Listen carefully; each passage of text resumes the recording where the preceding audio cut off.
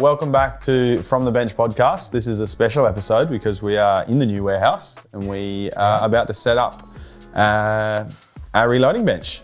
And this is going to be a reloading bench for Rusty to use for his own personal stuff, and then also for customers to come in and have a look at and have a play and get an idea on how reloading works. And so we're going to have some video content come out with this podcast as well, for people to get a bit of a visual on what's going on here in the warehouse, and it's looking pretty awesome, mate. I'm liking this. Yeah, so it's where there's going to be a set as well. We're going to film a bunch of videos for Projectile Warehouse on here, so for those who are listening, being an audio podcast, if there's one you're going to watch on YouTube, jump on the Projectile Warehouse channel. This is probably one to watch because we are what you won't see is all the reloading equipment sitting in front of us, Taylor, and we go through this and. I've asked you if you would share your insights that you've discovered so far. Yep. As we set up this bench behind us, it's about just over 2 metre wide bench. Taylor's I'm currently stepping it out. Yeah, 2.5. 2.4 I think it is. So quite a sizable bench for reloading. And then we have, so that's on one side, that's got cupboards above of it. That's not words. Well, it's an extra word. It's a bonus. Just excited. And then pegboard behind it as well. Then there's a number of cupboards and bits and pieces. And then we have a workbench, like an island workbench as well, which is currently where all the equipment are on. What do you see in front of you, Taylor? Mate, I see lots of little goodies. We've got a concentricity gauge over here, run out gauge, something that I don't want to buy because I'm too scared to know what's going on. I see a Hornady auto thrower here. Yep. I see a couple of different methods for cleaning and tumbling and wet cleaning brass. There's 2 presses. Yep. Some beautiful mounts from Inline Fabrication here for mounting up the presses. Case prep station, and this little baby here, which I'll be putting in the back of the car when I leave when you're not looking, the Garrod trimmer. Powered case trimmer. Yeah, that's the big stuff. And then we've got a bunch of little bits and pieces over there. But we have a virtually fresh bench. We got a French. It is way too late. We should be working this late. We passed midnight. Yeah. So over there is the dehydrator, which is a good way to dry out brass. So we wanted if you wet tumble. If you wet tumble. Yeah. You don't need to dry out brass if the brass isn't wet. I see your point. Yeah. And I won't disagree with you.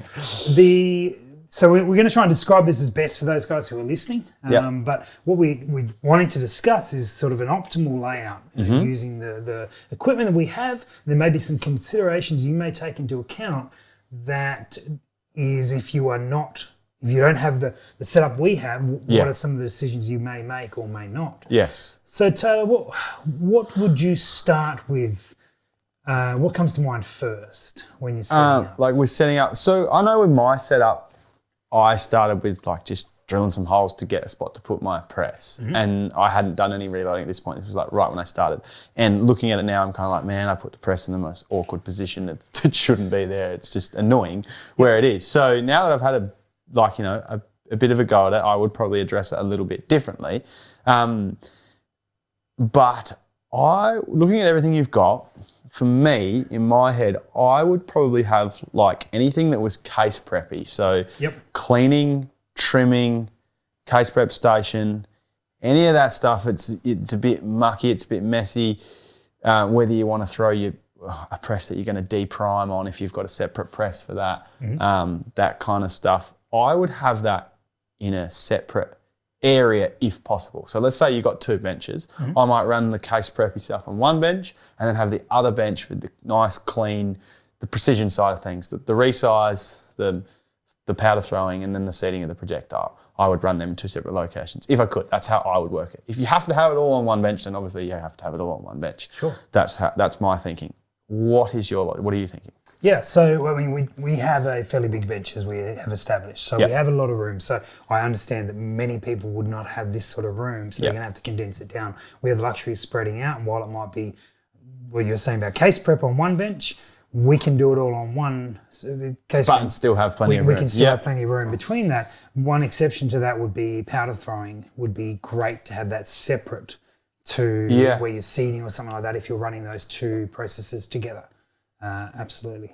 So you're not getting bounce and things. Correct. But then the other thing to think about would be, because I've thought about this a little bit, would be I wouldn't want to have powder throwing somewhere that's so far away that you have to carry a tray with a whole heap of cases full of powder over to the bench to then seat, so that you potentially have that option to trip or drop it and spill it or whatever. So you want to be sort of that close, arm throw proximity, but not on the same bench, so they're not getting bounced around every time you resize a piece of brass or seat something. So I hear what you're saying.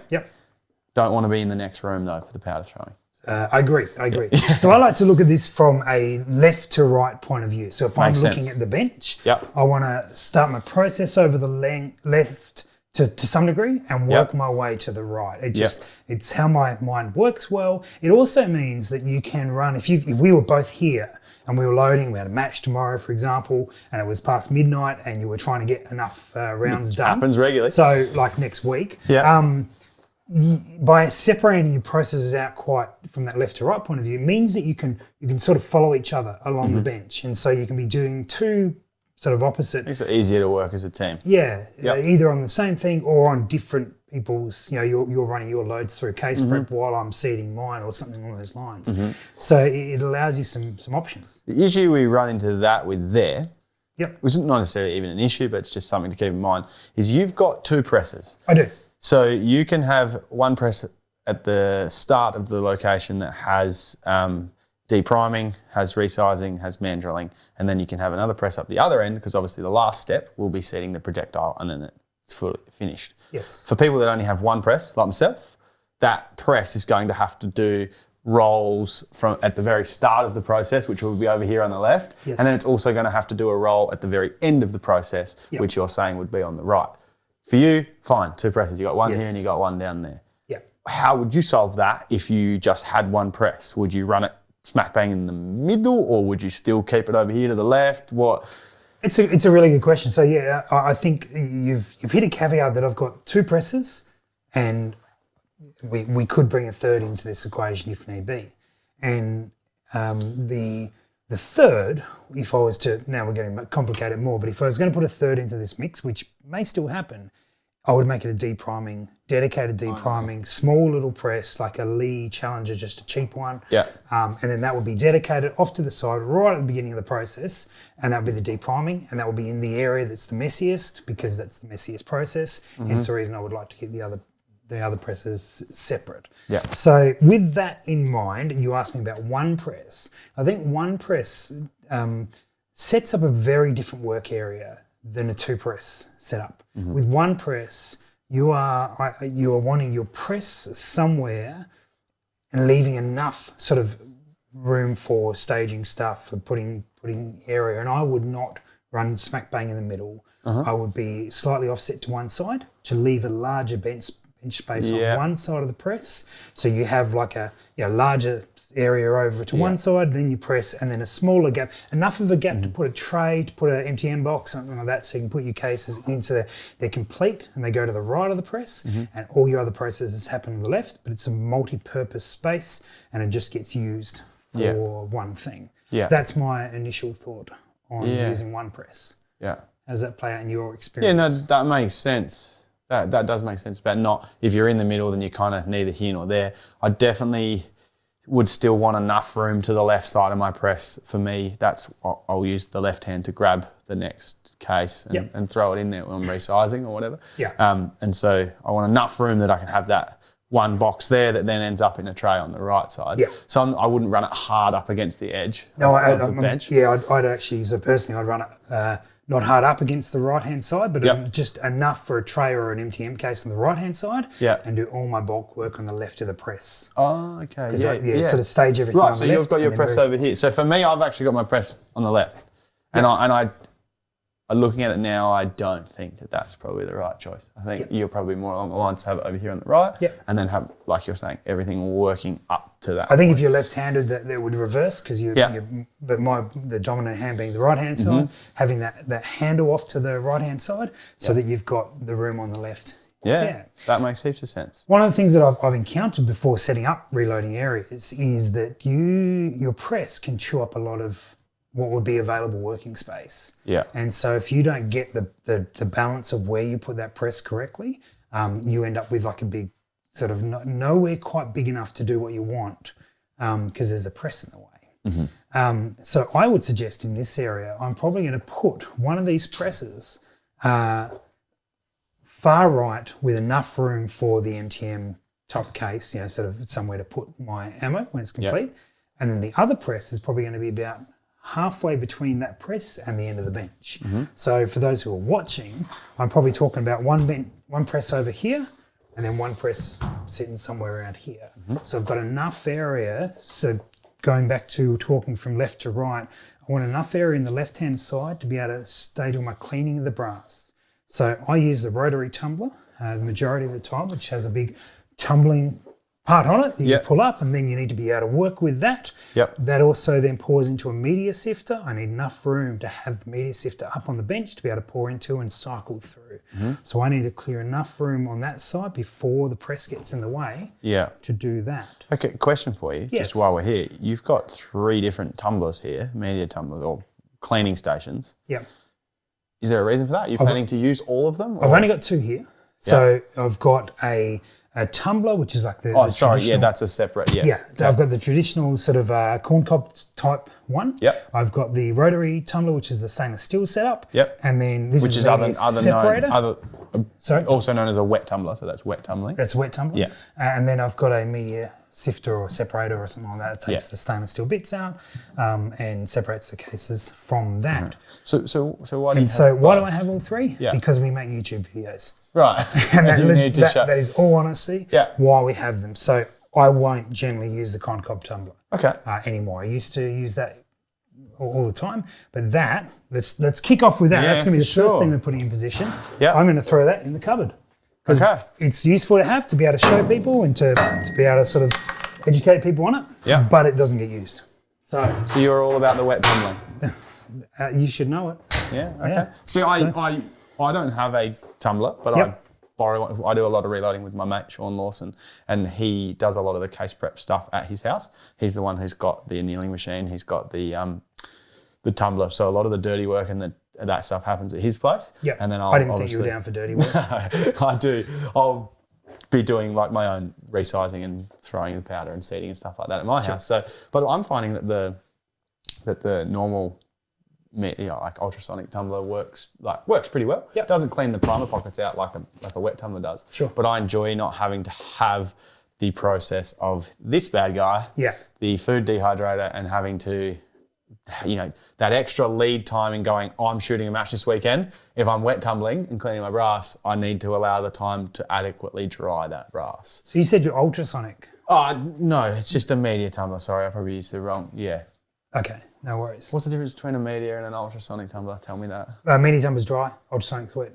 Oh, okay, it's just a media tumbler then. Cool. Yeah, So I'm using the wrong terminology. Yeah. Newbie here. Media tumbler generally, from my experience, the media tumbler takes longer to clean than the rotary stainless steel tumbler, but you're more intensive. Like you have to set it up, run it for an hour versus several, and then you've got to get them out and then dry them. Yeah. Now, this food dehydrator makes that a very simple process because I just pour them in there and then it just sits there for 20 minutes, half an hour. What are these worth? What are these food dehydrators worth? $50, $80. Okay, right. Not a lot of money. Okay. So in terms of my setup and my layout, for those who aren't watching, I have a big, underneath this bench there's a number of cupboards and such, and then I have a big gap in the middle, about 600 wide or 800 wide or something like that. Yeah. And what I'm thinking now is I'm going to put the rotary tumbler on the floor because it's going to rotate and I don't want that sitting on anything so it won't make too much noise. Yep. And then I'm going to put a shelf in above that, and on top of that I'm going to sit the food dehydrator on, and because it can sit in there and it doesn't make any. So you're going to clean and dry your brass off of the bench, which is what, like I said at the start, is to be ideal to keep that process away from the main workbench area. Yes, although that's not a messy process, those things, but that is, if I leave that up on the bench, that's dead area because that's just it's just sit there, it gets in the way, I don't want to have to move it or anything. And then next to that, I'm going to leave the media sifter, the separator, next to the humidifier, the food dehydrator. And the reason that's an easy one to throw up on the bench and then run it up on the bench because you do need that, but it doesn't need to live up there. Are these media separators necessary? Is there a way to get your brass back out? You can do it manually, but time. This is just time. 30 seconds to a minute. Okay. Yeah. So I need to look. I haven't really looked into the cleaning stuff enough. Obviously, that's Sean's department. I throw in my brass and he he does the work for you. So I'm going to do that now. I'm going to throw this tumbler underneath here. So that's in a position where that can just live there and work away. Yep. And we'll run power to that another time. And then the Food dehydrator. We're going to put that. We're going to put that down. There's a little bit of room, but I'm going to get a shelf, and then that will sit on top of the shelf. Yeah. And then same with the media separator. But I'm going to leave this up here for a moment because I want enough room down here to be able to run that without interfering with anything else that's on the bench. How long are you finding it takes? For the rotary tumbler? Both. So how long is the rotary taking for you to be adequately clean, and then also how long are you finding the dehydrator before you dry? About an hour in the rotary. Yep. Half an hour in the dehydrator. Wow, that's a much quicker process than I thought. Yeah. I know people go way longer. You can go longer, for sure, but that seems to work for me. Yeah, and the media separator is literally moments. And it's set up and not a... this is... when it's connected and set up, as you're meant to do, you will run that in there. Yeah. And then spin that around, and away we go. Boom, done. Yeah. So that's it. So I'm going to leave that up on the bench for the moment because I want to make sure that there's enough room around that to work. So to the right, the other items that are going to be there for me will be the trimmer and then the case prep station, which I have a lineman case prep station and then the garrote trimmer as well. So I think, Taylor, if you want to throw them up on the bench, let's do that. Where do you want to go? Just go, put them both to the back for the moment. And they're the type of thing that I leave at the back and then I'll drag forward. I'll make sure there's enough cable on them to drag forward to work them. Yeah. So what I'll do... You're going to route that through somewhere or? Where power is when Andy comes in next. Copy. He will be putting power into the bench. We talk about that guy way too much. Andy Little gets so much airplay. This is supposed to be Andy Little free space. Oh, sorry. It's a reloading podcast. I won't mention him again. Now, one thing I'm thinking, so the garrote trimmer sits behind this this media sifter really comfortably. So I can still run that and then leave the trimmer there. And then when this goes away, because it won't live on the bench, I can drag that forward as needed. I'll put the case prep station next to that. In your case, having a garrote and a case prep station, that case prep station is probably not going to get used. Primer pockets. Oh, yep. Very true. Yep. You don't have a primer pocket cleaner on there at the moment. They're just in there. Okay, screw that. Now, the one who shall not be named had borrowed this and I haven't used it since. It's probably trashed it. Probably doesn't work. Yeah. Now that I think of that. Primer pockets. Yes. If you're doing a stainless steel wet tumble, you're still they're going to needing be clean, but if I need to cut them or cut the depth on them, or if they've grown or anything on those lines. So that's why that would be there. Now, to be fair, you're bringing up good points, and I may not actually need that, or I could get away with a smaller device. Because the garrote trims and chamfers and deburrs in one process. My trimmer setup already chamfers and deburrs, but also given that this is we're going to be using this for a YouTube channel. Yep. And for people to come in and have a look and learn about the products and showing how they some work. process. Yeah, the lineman's not a product we sell, but being able to show the process is the important part. So you can say, hey, not everyone has a garrote trimmer. Totally understand that these are other options that could be usable and sensible. Yep. Now, where your hand is, going back a moment, I'm still mindful that I probably would like to put a press over there. So I'm thinking a press from Lee as a decapping option would be potentially really useful. So yeah, I want to leave enough room there. They could throw another press in there. Just a very basic O style frame press. Yeah. Now I'm using the inline fabrication setups. These are these are quick release. So they raise the press up accordingly depending on the height that you get. I've got a couple of 4-inch and I've got a 9-inch as well. And then on the top they've got a quick release plate. Now we don't sell these, BRT sell these, but so far I've only had they arrive today.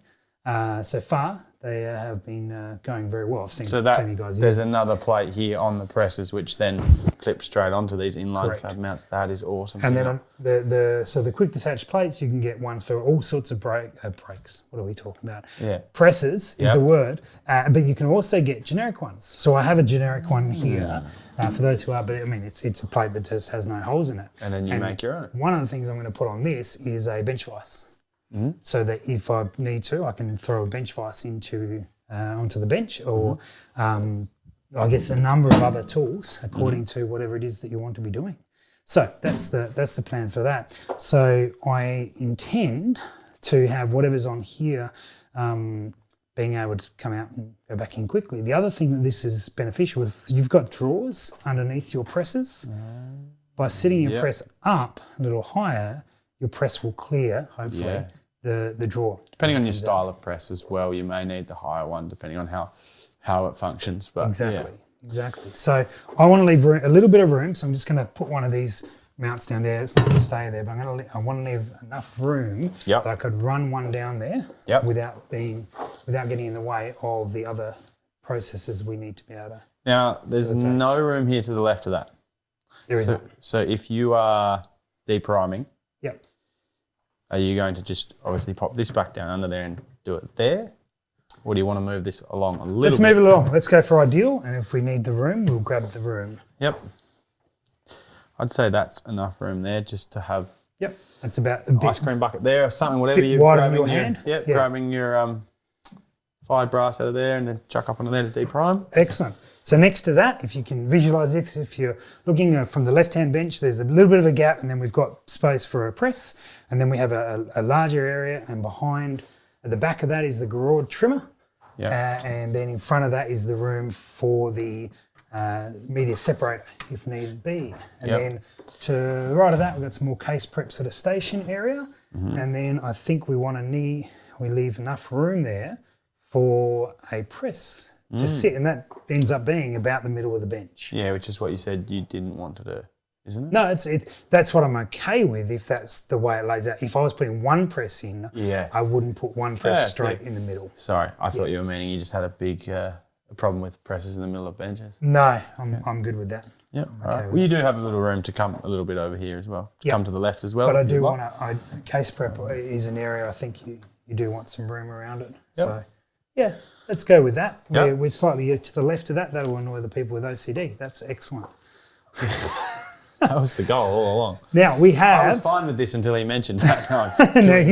Don't go over there and look back at it because it'll do your head in. Now I've got two presses. Now I guess I've got the option here of being able to throw one in and move one out. But I've got two presses. I'm thinking that this one here is probably going to be the Reading T7. Yeah. Because the other one is the Forster coax. Yeah. The Reading T7 has basically will be able to, I guess, do all the variations. But the downside of the T7 is I can't see from a 338. That's the big. Sorry, the coax you can't see. The coax. Yep. Sorry, I can't see for the 338. Yep. So I have to do that seating on the T7, something. But everything else I can seat on the Forster. Yep. So I think I will go with that, and I'll put the T7 in the middle. Yep. For the time being, and that's the one that has a much lower gear setup. Handle goes a lot lower, so that's the one that I'm going to put the high mount underneath. Being a turret press versus the coax being, however you describe that, being coax, being coaxially aligned, that the precision is going to favour the coax press. In theory, yes. As far as consistency and things like that go. Is the difference in that going to be enough for what you're doing for that to be a problem? I don't know. It's not something I've tested. The T7s have performed very well, and I'm not unhappy with the results. Okay. I don't have enough data to quantify that, so anything I say would be guessing. Yes. And I mean, I can tell you that the T7 has worked great. Yeah. But I can't tell you that it categorically the Forster is superior. Yeah. I guess I align with you. I guess that's probably going to produce some more. Just because it's a bit more. There's more moving parts. It's a little bit more complicated. Mm-hmm. For me, if I had this option here, I'd love to set the T7 up with something like you could run a depriming unit. You could run if you wanted to run a deprime unit, you could even, I'd like to throw resizing on something like the coax or just a normal O-frame style. But you could deprime, you could resize, and you could run a mandrel if you want to run an expanded mandrel for neck tension setting on there. And go bang, bang, bang, and then I'd seat projectiles over on that bad boy. I think I agree with you, and I think that's the way I will plan it. The joy of being able to quick swap these is that I can. And I can move them around, and perhaps in future we'll do some testing to see what happens. Run them, put them on some run-out gauges and see what happens. This little guy over here. That would be good. So I think that is the next step for me in the process, is to put the press just left of centre here. And then this area here, I'm going to devote to, that's that measurement station. So being able to measure and set and do all those sort of things here, I think is the next part of the mix. And then I think you're going to run that up at the back. So I think everything will go at the back and then draw out as needed. And then I think the powder is probably the next process along here. My cases are all resized, they're ready to go. I would have primed in here, so my hand primer, which I normally use, will be up here unless I run a bench primer, which is highly likely, but I probably have enough room here to do so. And then we bring powder in here. Now, we've talked about having powder on a different bench. At the moment, I don't have that option. I'm sort of trying to keep everything on this bench. You don't want to use this bench. I have this bench in front, and so this is the island bench in the middle. And what I can do is to be able to grab the powder and move it across here. So if I was working in a scenario where we were using this bench with multiple people working on it, I would do that. I would bring the powder across here. The other thing that I will do is I will get one more setup of these inline presses, inline stands, and I'll put one permanently mounted on this island bench as well. We want to be able to mount scopes and stuff like that, so we need the length on this bench. We don't want to put too much on here permanently. So I want it to be able to be pretty clear, but being able to hang off one of the ends with one of the inline setups will be very useful. Then also, like, this would be great for the bench vise as well, to be able to sit on there. So the intention is that I can move a press across to here and run the powder on it if need be. But for the time being, as a sort of a more permanent solution, being able to leave the powder thrower up on the main bench, I think will work well. I'll make sure that this island bench has power on it, and so we can run it to there as well. And the island bench is on wheels, so we can move it out or back in as far as we need to. This is going to be a pretty amazing looking setup once you're all up and running. I hope so. I'm excited. I hope people are pretty keen to come in and have a look once it's available to do that. Let's throw this down so we start getting a bit more of a feel of what it's like. So I'm going to jump off camera, but I guess I'll stay on audio. Breaking the fourth wall, I think this is all about. And I'm just going to get something to mark where that press, the left-hand press is, because then I can use that, I can grab that, and that's actually going to move across to the other side. So you wanted to work from left to right. You've now currently got powder throwing to the right side of where you're saying you're going to seat projectiles. No, I haven't explained that clearly then. So this first press on the far left-hand side is to deprime. That's a decap. That's it. The middle press is about resizing. And then this next press here, once we have another mount, will be the bullet. So you're doing a three press. I'm geared up for throw. I want to. So the reason on this far left-hand side, I've just drawn a line as to where that mount was. If I decide to get another press, that's where it will go. But these are the two that are the important ones, the one sitting in front of you and the one in the middle of the bench. So the one down there. On the right-hand side. On the right-hand side, that will be for the seating, and I want enough room on the right-hand side of that press to be able to put a solid MTM case so that we can do that accordingly. So you do want these to hang over. You do want them to hang over. I think we want these to hang over because then the press will sit forward, so we've got room behind it. Okay, cool. This is looking pretty cool. Those T-bars back there. So we've got some Allen key or T-bars back there. They will need to move. That's not an appropriate position for them to be in. They will move. I don't know where. Yet to be discovered. And you've got cupboards up above here with all lockable drawers and everything. Yeah, so dyes will be up in here, and that's the joy with we have got a lot of cupboards and a lot of drawers here. So tools and various things. A lot of stuff can live off the bench and live in these drawers for that. And then we've got the pegboard behind, and the intention will be to lay this pegboard out in the same manner as we've laid the bench out from a left to right. So if you've got, for example, we've got 2 of the verniers. Yeah. And so obviously at the seating, there'll be a set of verniers here, and then we can actually have one back here at the case prep sort of area as well, if you're measuring that out, whether it needs to be trimmed or not. Yeah. So, and that's I guess that's, I've been reloading for a long time and have garnered a range of tools over the years. So I've got the ability to be able to have a few spares, which is very nice. Yeah. So going back to if someone had the one press set up, is this the location here over on the right-hand side where you think it would work? I think it would work well there, yeah. So in terms of what you've given yourself a big enough area on your, like if this bench was under half the size it is now, you've given yourself enough room to the left of the press to do all your working and all your cleaning and all your case prep. And then on the right-hand side, you've got enough to be able to put your projectile, put your loaded rounds off to the right to keep them out of the way.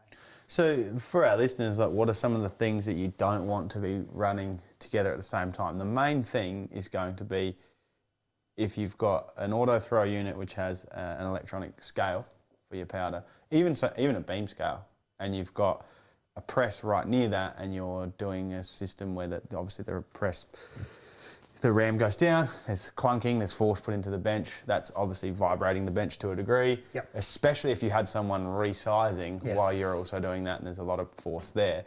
So you're not going to want your powder measuring near that. So that's something you have to think about separating. Absolutely. In this scenario, unless I'm just throwing the powder, that powder is the powder thrower is coming off onto this other bench here, and living on there while we'll throw the powder in and then put it back onto this bench. It's within an arm's throw to just turn around. Because literally can grab within one reach and put it across.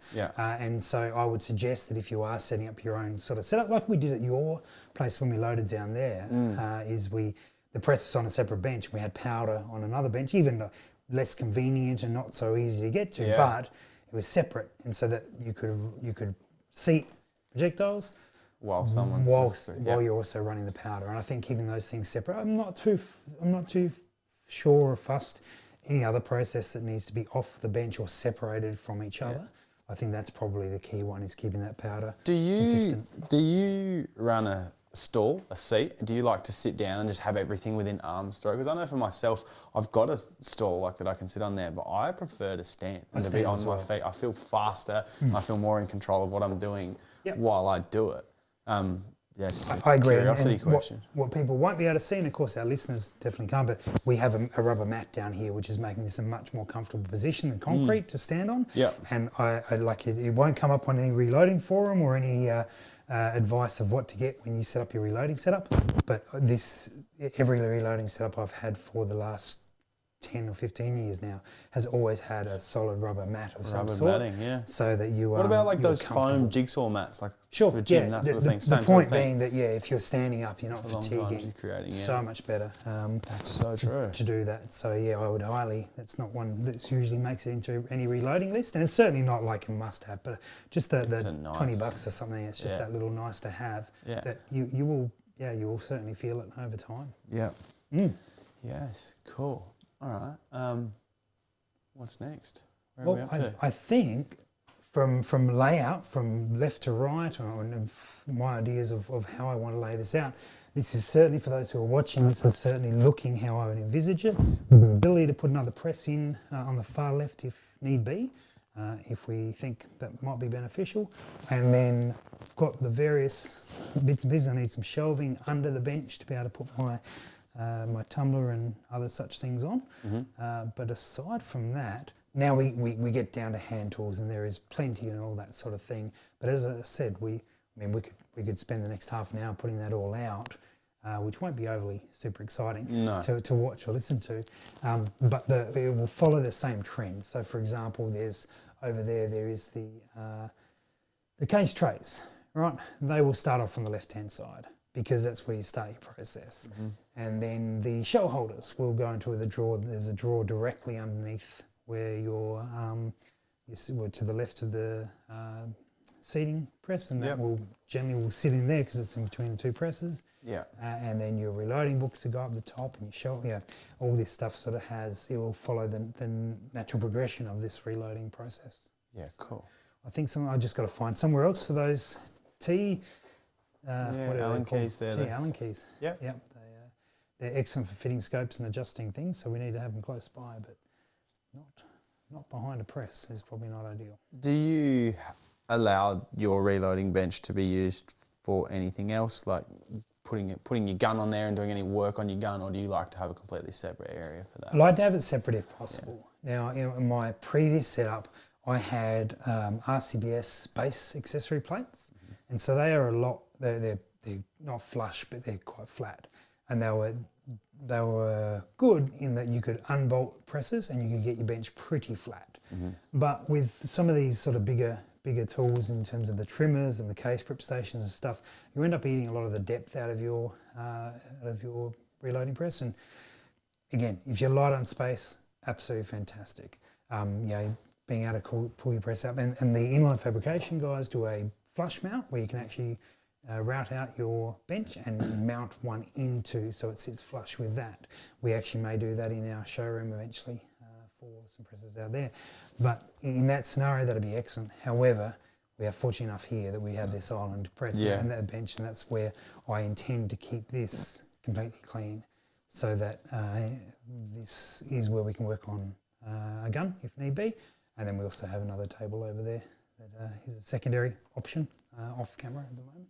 So that's it's a pretty nice setup, mate. I think I might just move all of my stuff here and just come and do my reloading in the warehouse. Sounds good. While you guys are working. We'll just live stream it. Sure. That'll put me under so much pressure, I'm sure. Like so all many the comments. Yeah. Can you imagine? Yeah. I've never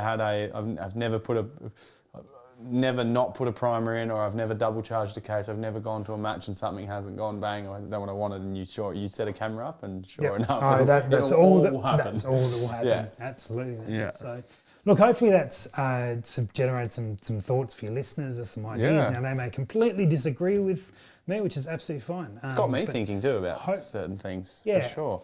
I'd like to think I've had a bit of experience with setting up because, as I said, I've set up a number of benches, and I've set up for me loading personally with very, very limited room, and I've set up a station that eventually had 6 presses and was used as a training facility to teach people how to reload, and that is a very different setup to setting up to actually load yourself. Yeah.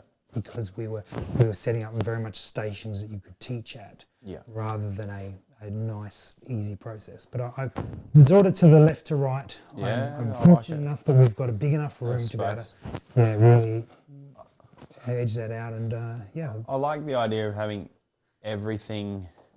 I personally don't like going and getting something out of a box or remounting something up each time I want to do it. I want to walk into my reloading shed and go, there's all my stuff. Drop a die in or whatever and have it all and then go.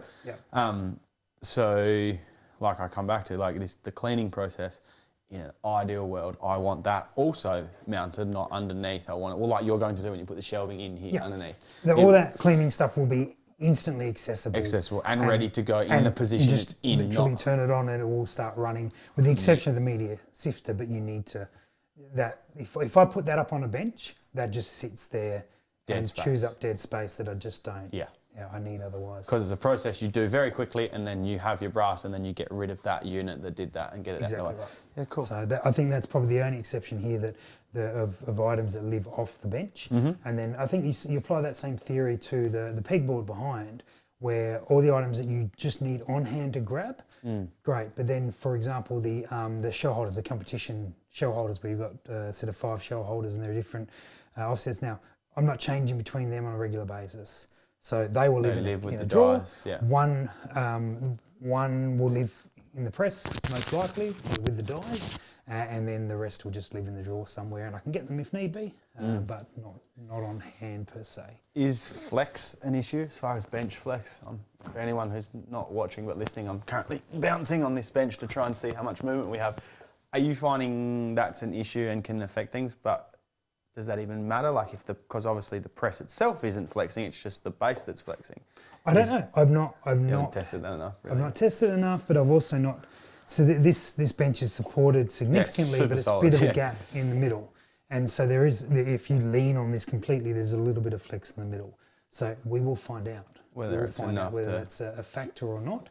There are ways we could certainly strengthen this. We could put actually another one of these cabinets in the middle, and that would remove all the flex out of it. It would also remove my area for cleaning my brass. Yep. But that's that's possible as well. So I might even potentially throw the rotary tumbler into one of the cupboards and see how much noise it makes. Yeah. Because that's probably a concern. I think inside a cupboard it would probably rattle around a lot more. Yeah. But we'll see how we go. Might have to take one of those. I think I might be looking at. For some reason in my head I had that wet tumbling was super complicated and drying it out was long, but it doesn't seem doesn't to be. need to be. No. If you again, as you know with reloading, and listeners will know that so many of these processes, if you spend a bit of money on them, they start becoming quicker, and you can speed up many of the processes by throwing money at it, which isn't necessarily the best solution, but it certainly is an option. Yeah. Same reason you're ending up with an A&D. Yeah. You can load that well off beam scales for not a lot of money, or you can spend 10 times that money and do it in a tenth of the time. Yeah. Or you have a cheaper unit like the Hornady Auto Throw, which is saving time, sacrificing a little bit of precision and consistency, but then that's up to you to decide whether it's sacrificing enough to be worth that extra time you've got there. That extra money. Yeah, absolutely. So these are all balancing acts, and we haven't covered one thing. What's that? Annealing. Annealing. Yes. This is a really good point. Is it? And I can see your face right now. You're thinking, "Oh, did not think of this." I have thought of annealing actually, fairly significantly, and so an annealer is on the cards here, but it's a topic that I'd need to broach another day. Like, it's really important. Previously, I've not annealed, but I've had my brass annealed every second firing. By taking it to a friend of mine who has annealed it for me. Yes.